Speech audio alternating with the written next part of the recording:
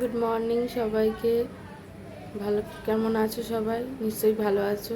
Welcome to my প্রিয়াঙ্কার daily blog চ্যানেলে।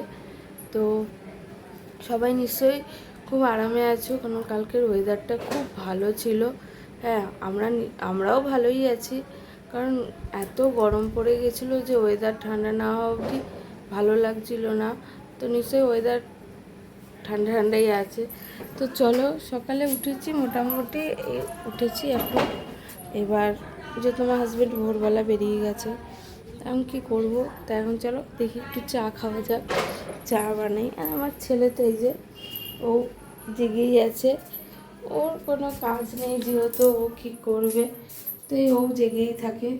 হ্যাঁ, তো চলো আমরা এখন একটু চা বানাই, চা বানিয়ে খাই, তারপরে তোমাদের সাথে কথা বলছি।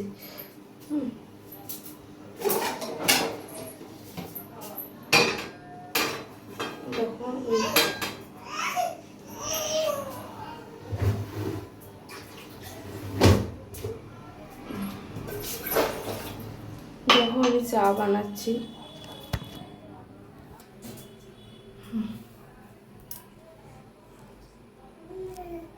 যখন চা বানাচ্ছি চা অলরেডি বসিয়ে দিয়েছি।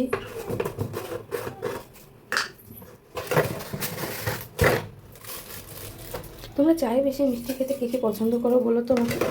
সবাই আমাকে বলে পাগল, বা আমার বাড়ির লোকও বলে চাই এত মিষ্টি। হ্যাঁ, চা না খেলে বলে দিনই নাকি শুরু হয় না। কিন্তু আমার এবার ওইরকম না, আগে আমি চা খেতামই না, এখন বিয়ের পর চা খাচ্ছি। দেখো, আর বিস্কুট রেডি, এই চা আর বিস্কুট খাবো এবার। চলো চা বিস্কুটটা খাওয়া যাক, ঠিক আছে? চা খাওয়া হয়ে গেছে, এবার বিছানাটা গোছাবো। দেখো গোছাবো যে আমার ছেলের অবস্থা দেখো, অলরেডি একটু স্টার্ট করেছি। হ্যাঁ, তো কি করে করব বলো? ও মানে ওকে আমি এক জায়গায় শোয়াচ্ছি আর ও আরেক জায়গায় শুচ্ছে, তাহলে কি করব বলো? দেখো পুরো খাট জুড়ে ও এখন খেলছে। হ্যাঁ, ওর কিন্তু ঘুম নেই, ও কোন ভোরে উঠেছে, ওর কিন্তু ঘুম নেই এখন। দেখো, যখন ঘুম নেই, বিছানাটা মোটামুটি গুছিয়ে ফেললাম। হ্যাঁ, তো এখন বাসনগুলো মাজি, যেহেতু বাসন রয়েছে দেখো রান্নাঘরে। আর এই কভারটাও আমাকে সরাতে হবে, কারণ হচ্ছে ফ্রিজ, যেহেতু ফ্রিজ নেই আমার, তো ফ্রিজ আনবো বলে এটাকে এখন সরাতে হবে। তোর বাবার না থাকলে সরাতে পারবো না। দেখি ওদিকে আলনা সরাতে হবে, দেখি কতগুলো কাঁচা রয়েছে, তো সেগুলো করে নিই, তারপরে দেখাচ্ছি তোমাদেরকে, কন্টিনিউ করছি, ঠিক আছে? এই যে রান্নাঘরে ঢুকেছি, এই যে আমার বাসন রয়েছে, তো আমি এখন বাসনগুলো মেজে নিই। হ্যাঁ, তারপরে তোমাদের সাথে করব। সকালে উঠে না কাজ করতে পারি না, কে কে তোমরা পারো বলো তো একটু? হ্যাঁ, সকালে উঠে আমি কাজ করতে পারি না। সবাই বলে সকালে উঠে কাজ করা খুব ভালো, কিন্তু আমি পারি না। জল সকালে উঠে কাজ করলে নাকি খুব তাড়াতাড়ি হয়ে যায়। আমি সকালে উঠি ঠিক, যেহেতু আমার হাজব্যান্ড কাজে চলে যায়।